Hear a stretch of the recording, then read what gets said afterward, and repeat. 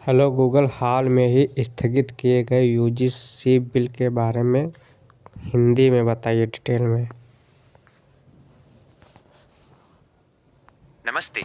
आप संभवतः higher education commission of India HECI bill की बात कर रहे हैं, जो मौजूदा यूजीसी यूनिवर्सिटी ग्रांट्स कमीशन को बदलकर एक नई संस्था बनाने के लिए लाया गया था।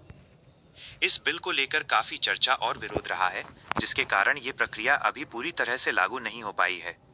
यहाँ इसकी मुख्य बातें विस्तार से दी गई हैं। यूजीसी को हटाने और HECI लाने का मुख्य उद्देश्य। सरकार का मानना है कि यूजीसी का ढांचा पुराना हो चुका है। वर्तमान सिस्टम में यूजीसी ही नियम रेगुलेशन बनाती है और वही फंड ग्रांट भी देती है। नए बिल के तहत इन दोनों कामों को अलग करने का प्रस्ताव है। बिल की मुख्य विशेषताएं। अकादमिक फोकस। नई संस्था HECI केवल शिक्षा के स्तर और एकेडमिक मानकों को सुधारने पर ध्यान देगी। फंडिंग का नया तरीका। पहले यूजीसी खुद यूनिवर्सिटीज को पैसा देती थी। नए प्रस्ताव के अनुसार फंड देने का काम अब सीधे शिक्षा मंत्रालय मिनिस्ट्री ऑफ एजुकेशन के पास होगा। सख्त कार्रवाई का अधिकार। HECI के पास उन संस्थानों को बंद करने या उन पर कानूनी कार्रवाई करने का अधिकार होगा जो मानकों का पालन नहीं करेंगे। विरोध और स्थगित होने के मुख्य कारण।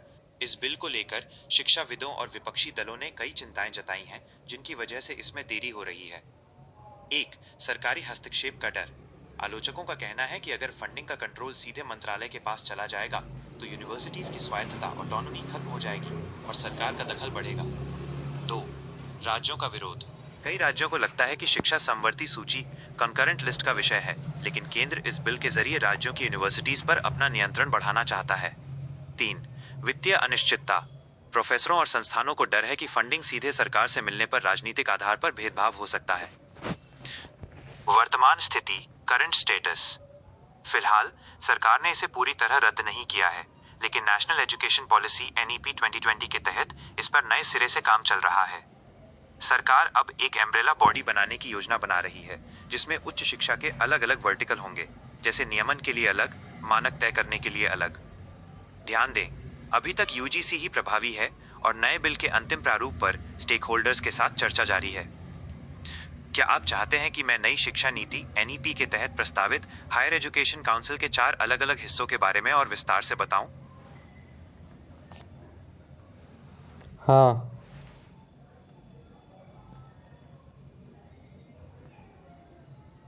बिल्कुल। नई शिक्षा नीति NEP 2020 के तहत HECI higher education commission of India को एक छतरी एम्ब्रेला बॉडी की तरह बनाया जा रहा है। इसका मतलब है कि एक ही संस्था होगी, लेकिन उसके अंदर 4 अलग अलग विभाग वर्टिकल्स होंगे जो स्वतंत्र रूप से काम करेंगे। यहाँ उन चारों विभागों का आसान विवरण दिया गया है। 1. NHERC national higher education regulatory council minus नियामक। यह संस्था पुलिस या रेगुलेटर की तरह काम करेगी। काम। इसका मुख्य काम पूरे उच्च शिक्षा क्षेत्र, मेडिकल और कानूनी शिक्षा को छोड़कर के लिए नियम बनाना है। मकसद। भ्रष्टाचार को रोकना और ये सुनिश्चित करना कि सभी कॉलेज नियमों का पालन कर रहे हैं। 2.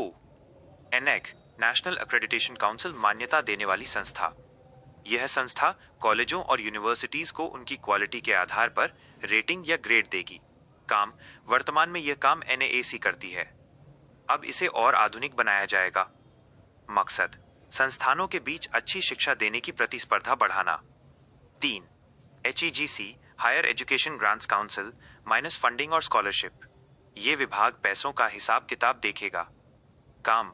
यूनिवर्सिटीज और कॉलेजों को विकास के लिए कितनी ग्रांट पैसे देनी है और छात्रों को स्कॉलरशिप कैसे मिलेगी ये तय करना। मकसद। फंडिंग की प्रक्रिया में पारदर्शिता लाना। 4. GEC general education council minus पाठ्यक्रम और मानक। यह संस्था तय करेगी कि छात्रों को क्या पढ़ाया जाए। काम। ये लर्निंग आउटकम तय करेगी, यानी कि ग्रेजुएशन के बाद छात्र को कितना ज्ञान होना चाहिए। यह एक ढांचा national higher education qualification framework तैयार करेगी। मकसद। पढ़ाई के स्तर को अंतर्राष्ट्रीय मानकों के बराबर लाना।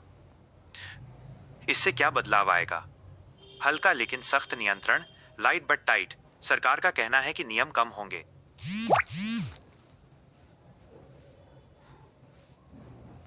लेकिन जो होंगे उनका पालन करना अनिवार्य होगा। एकल खिड़की सिंगल विंडो। कॉलेजों को अलग अलग कामों के लिए 10 जगह नहीं भटकना पड़ेगा। डिग्री की वैल्यू, क्योंकि मानक पूरे देश में एक जैसे होंगे इसलिए डिग्री की वैल्यू और बढ़ेगी।